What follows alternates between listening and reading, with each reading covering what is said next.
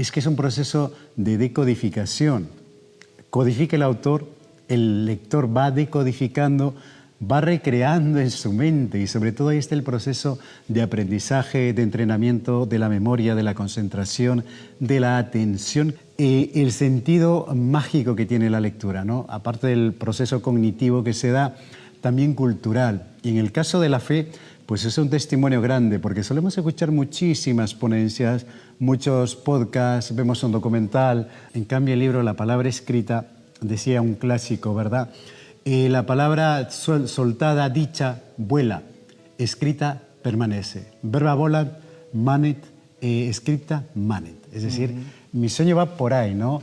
Y aunque no lo crea, muchísima gente prefiere el libro. Mis queridos amigos, ¿qué tal? ¿Cómo están? Bienvenidos al programa Encuentro Espiritual. Y hoy día vamos a tratar un tema sumamente interesante. Es una publicación.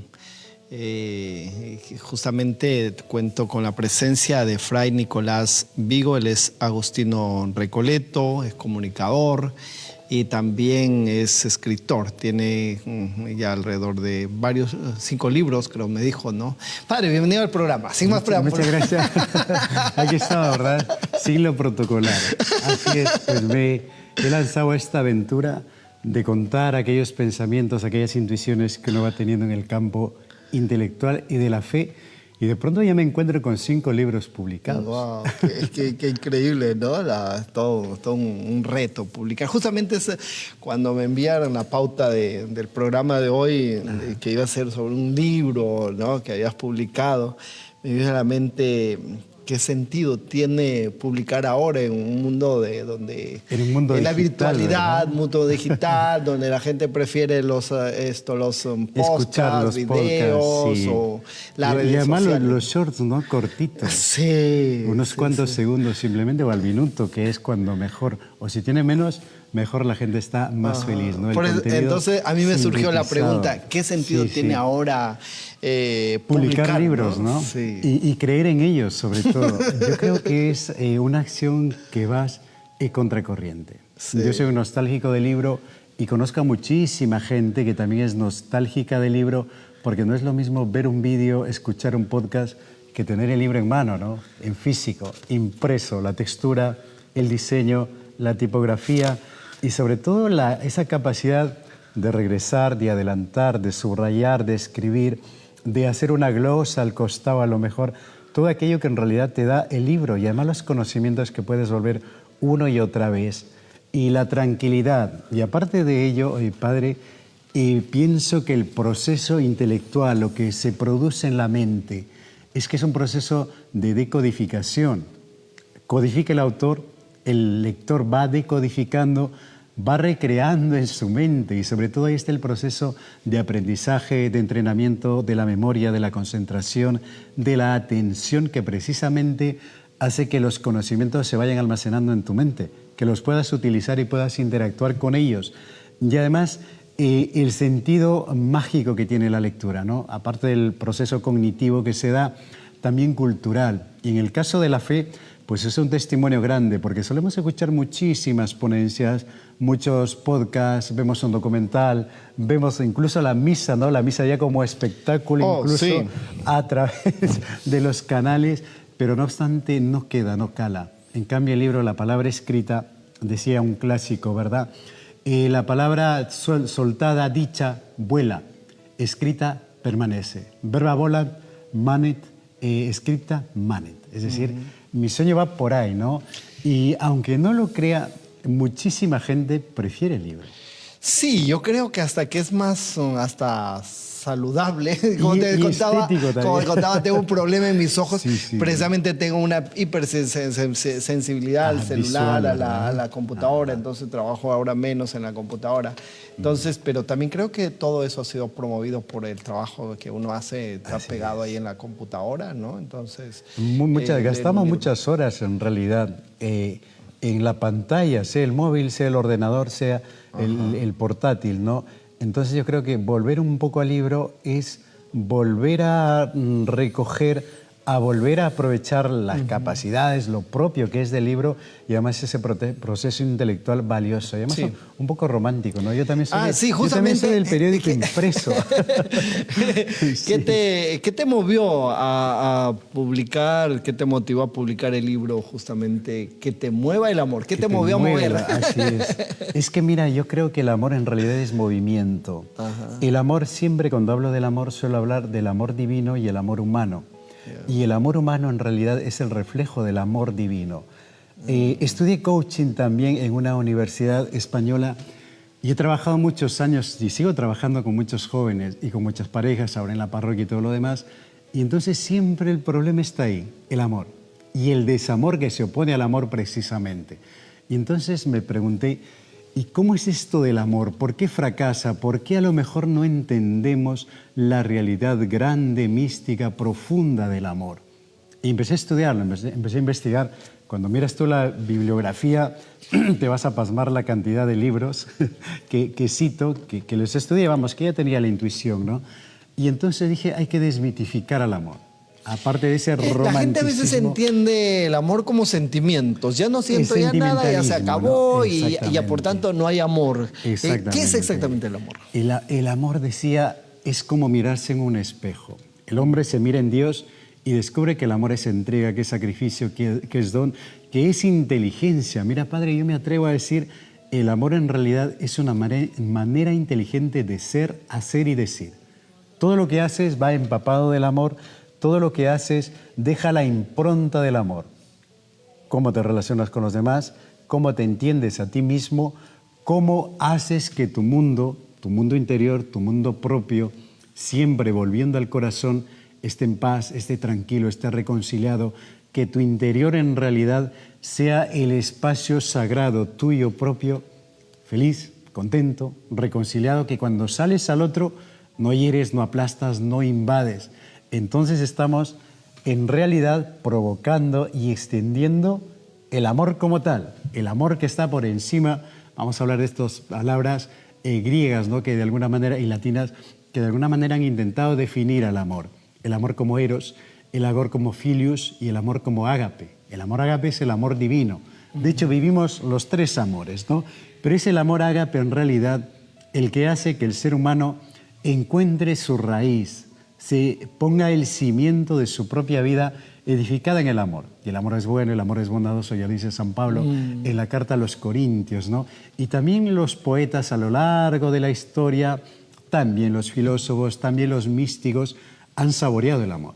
De hecho, los místicos cristianos de la poesía áurea justamente han degustado el amor divino. San Juan de la Cruz, Santa Teresa de Jesús, Fray Luis de León, por ejemplo, han sabido entrar en ese misticismo áureo, esa poesía que en realidad es el diagnóstico, el resultado de la experiencia mística interior que ellos han vivido.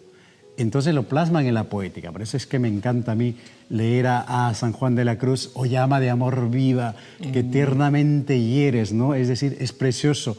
O Teresa, que muero porque no muero.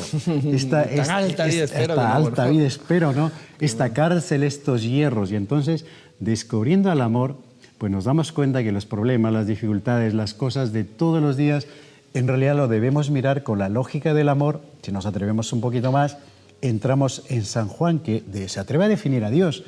Dios es amor. Y si Dios es amor, mirando nosotros desde la óptica, desde la lógica del amor, entonces nuestra vida es fenomenal. Los problemas, los retos, las dificultades, las angustias, los desamores se ven desde otra lógica. Sí. ¿Qué entiendes? El título es muy sugerente, que te mueva el amor, ¿no? Que te mueve el amor. ¿Y qué entiendes por moverse por el amor? El movimiento, ¿no? El movimiento es una palabra bonita que tiene que ver con el dinamismo, el dinamis, el salir de uno para llegar al otro. De hecho, algún filósofo alemán, cuando habla del ser humano y cuando se atreve a hablar del hombre, dice: somos un yo en busca de un tú. Y otro, Hölderlin, dice una frase bonita, lo dice en un verso de su poesía: somos una conversación.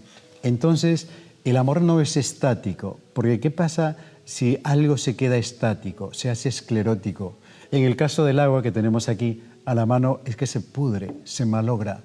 Lo mismo el ser humano cuando queda estancado, encerrado en sus propias convicciones, cuando no mira, no interactúa, no sale de sí mismo, entonces se empieza a quedar, a estancar, a reducir. Hay una pobreza terrible, grande, interior. Pero en cambio, si abre las puertas al amor, el amor es relación, el amor es acercarse a, el amor es llegar al otro, entonces el ser humano se enriquece. Si somos una conversación, hay una interacción, hay un intercambio. Entonces, el ser humano crece en conocimiento, crece en virtud, crece en capacidades y no solo ello, sino que además experimenta el conocimiento, que no es otra cosa que recoger las realidades distintas, diversas, diferentes que tenemos delante. Entonces, hay una vida enriquecedora. Y cuando pensaba en el amor, el subtítulo es 5 historias movidas por el amor. Justo en eso estaba pensando. Que te mueva el amor. Primero, el poder de la historia, ¿no? O sea, porque a veces un concepto como es muy abstracto, pero una historia, un cuento, una poesía, pero aquí estás hablando de historias, de 5 historias, entre ellas Abraham, Moisés, María Magdalena y Noé. ¿Qué criterio utilizaste para escoger a estos 5 personajes? Un poco complicado. Una vez de hablar del amor humano, del amor divino, que lo sitúo en los 2 primeros capítulos, porque cada capítulo es independiente, se puede leer independientemente. Entonces dije, ¿cómo hacer que la gente pueda en realidad saborear, degustar y conocer el amor verdadero? El amor de entrega, de don, de generosidad, el amor que cambia la vida. Y entonces ideé, pensé y dije, ¿y por qué no rastreo en personajes bíblicos? Una lista grande, pero al final me decanté por Abraham, el padre de la fe, por su historia, por su dinamismo, por su movimiento y porque se dejó mover por el amor. Igualmente Moisés, es una historia épica, grande, son baluartes, son columnas, los dos son muy grandes y Moisés termina una historia probablemente de 20 o de 30 personas. Es una vida movida por Dios, es una historia que va de multitudes, por eso tiene un final precioso. El amor le cambia totalmente la vida, su historia probablemente habría sido otra. Son personajes entrañables. Y luego también otro del Antiguo Testamento que pasa desapercibido, pero tiene un papel grande, fundamental, es Noé. Noé tiene la tarea nada menos que de recrear, repoblar la creación. No te olvides que todo quedó en nada. El primer proyecto creacional de Dios es un fracaso. Adán lleva la manzana, el pecado, la expulsión del paraíso, el fracaso de los hijos, hace pensar a Dios en una nueva creación. El agua que lo purifica todo, el agua que vuelve otra vez a cubrir la tierra y solo se salva un grupito de gente. Y el líder, el que organiza, el que promueve toda esta empresa es Noé. Y además Noé, su nombre es Consolador, es el que conversa con Dios. Es como Dios triste, decepcionado, lo dice Vallejo también en una de sus poesías, en uno de sus versos, dice, se conmueve con Dios porque está triste y dice es que debe dolerle mucho el corazón.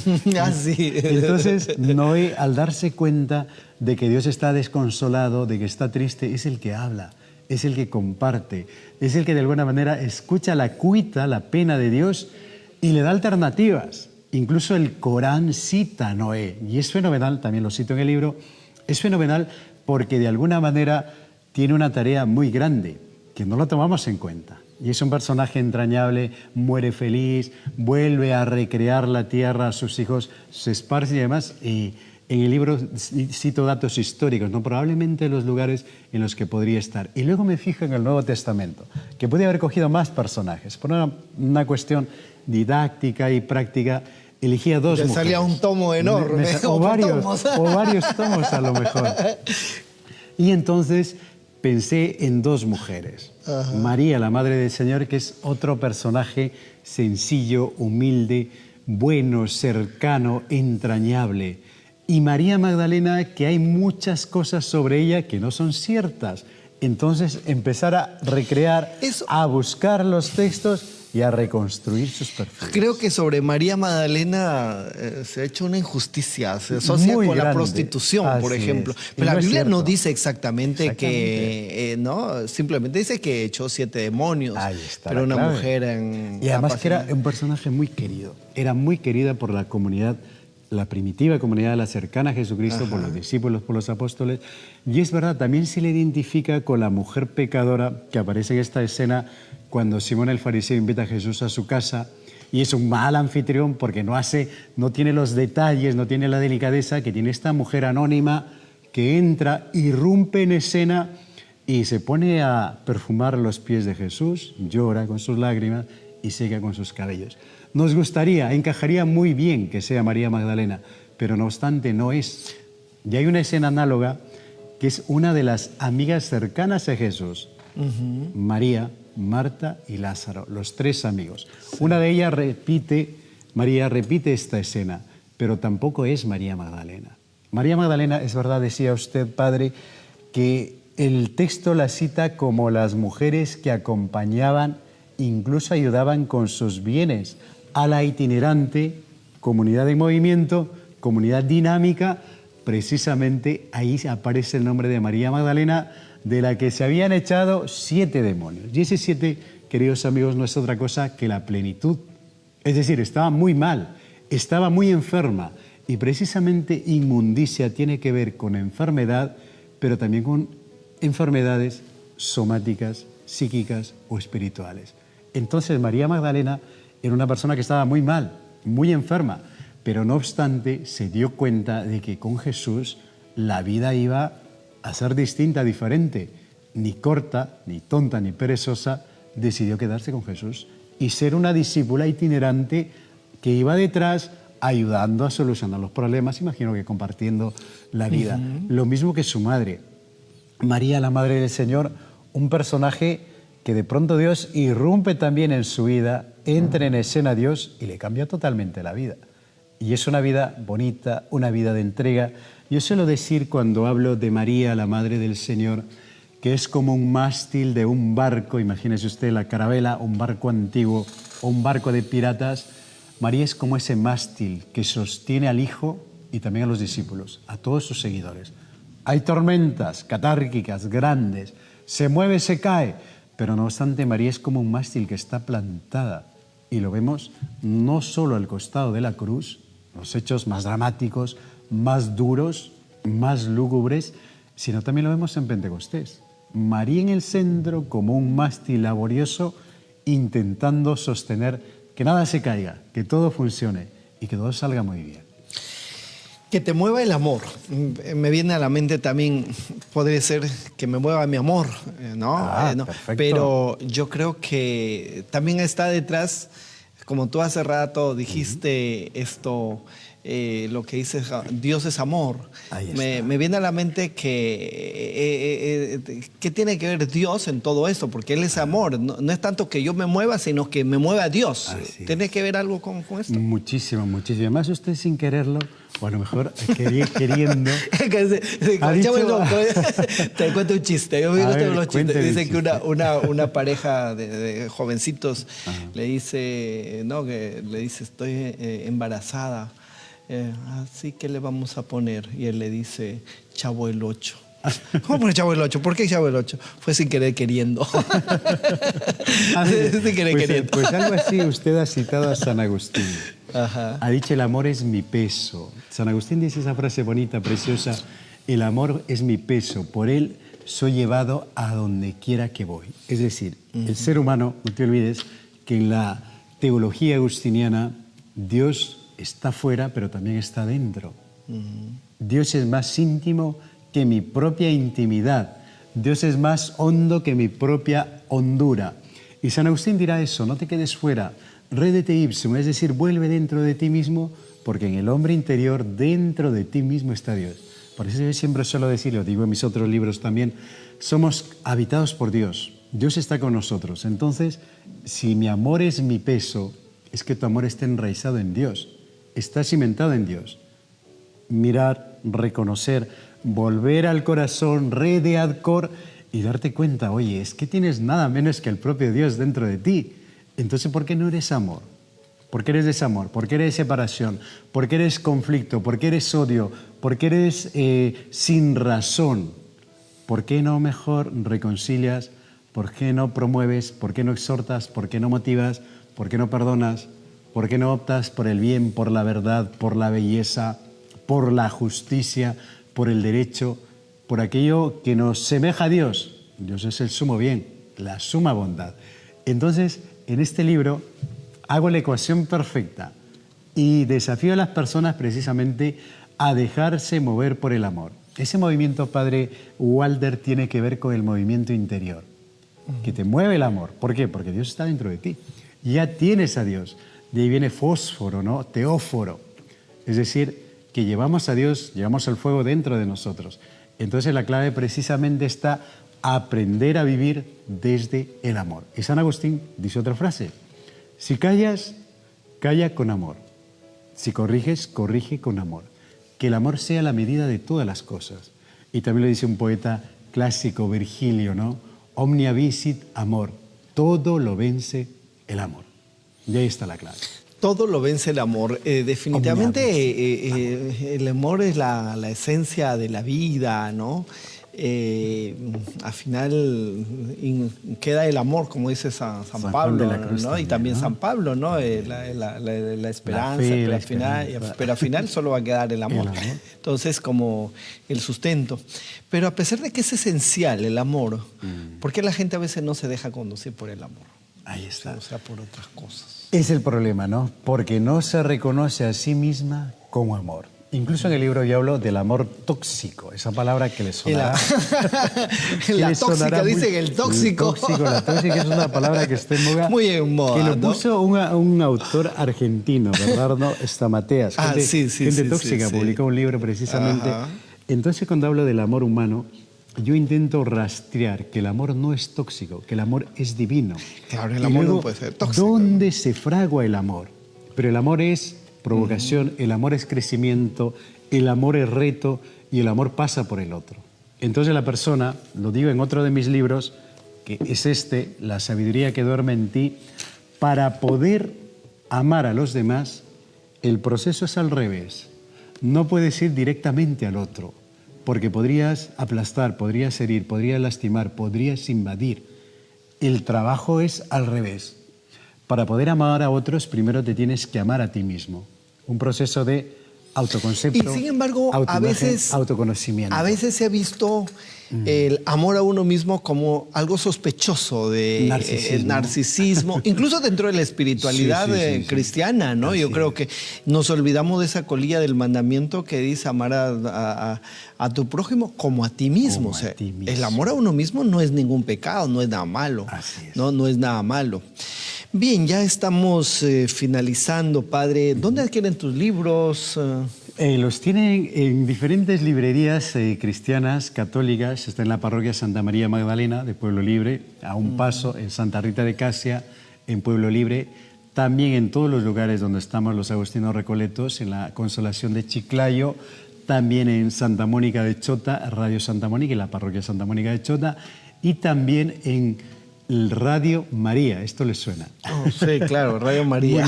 He visto ahí, ahí está. Cuando voy al programa. Radio María tiene los libros que ya han terminado. Por ejemplo, César Vallejo, El hombre que lucha con Dios, es otro de los libros que también aún se puede encontrar ahí, porque van terminándose, pues la editorial frena un poco hasta que salga el último libro, ¿no? Claro. Y luego también en la librería de la Conferencia Episcopal Peruana. También la pueden pedir ahí, en Jesús María, en Estados Unidos, la calle Girón, Estados Unidos. No en Estados Unidos. No en Estados Unidos, la calle simplemente. Y en la parroquia Santa María Magdalena, donde también me pueden encontrar a mí. Claro, padre. Una frase que podría resumir el mensaje de tu libro. El amor nos da alas para volar, para llegar a uno mismo y para llegar al otro, al tú, precisamente con armonía, con paz, con calma y sobre todo con todos los valores del reino de Dios. El amor nos salva, el amor nos libera y el amor nos semeja nada menos que al propio Dios. El amor nos asemeja al propio Dios, el amor nos da alas y definitivamente necesitamos cultivar el amor, dejarnos mover por el amor, como dice Fray Nicolás Vigo, que te mueva el amor. Ese es el gran reto, definitivamente. Vivimos en un mundo donde hay odio, resentimiento, injusticias, corrupción. Todo eso nos habla del no amor, de la falta de amor, de la ausencia de amor. Pero justamente ahí está el reto, ¿no? El reto de dejarnos mover por el amor. Como decíamos en la entrevista, el amor es Dios, que Él nos mueva, que Él nos inspire, que Él nos ayude a avanzar. Definitivamente un libro muy actual, ¿no? A través de estas historias de Abraham, Moisés, María Magdalena y Noé. El padre Fray Nicolás Vigo nos invita precisamente a dejarnos mover por el amor.